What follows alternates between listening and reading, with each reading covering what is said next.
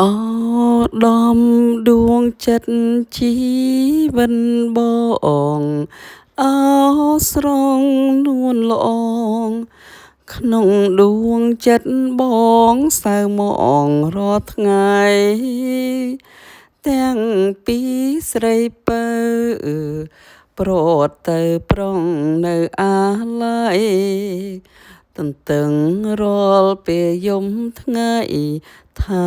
ស្រីមករកបង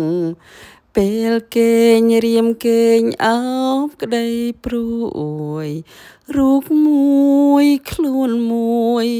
ព្រួយអើយសែនព្រួយពេកកន្ល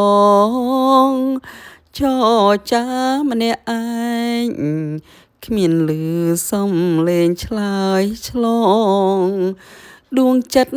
អាណិតបងផងព្រោះតែប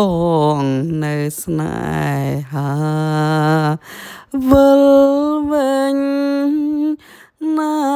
ប្រលឹងអើយប្រុសយំ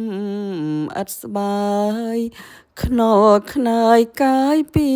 អោរាព្រួងយំព្រួងស្រីចង្គៀងសួររកជីវ៉ាម្ចាស់ខ្ញុំលោកទៅឋានាខ្ញុំខ្លាចផ្សាចិន្តា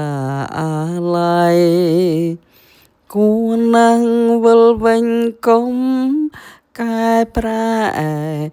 វិលមករួមស្នេហ៍ដៃធីទាំងទ្វេទទួលTech One D និងវេតរ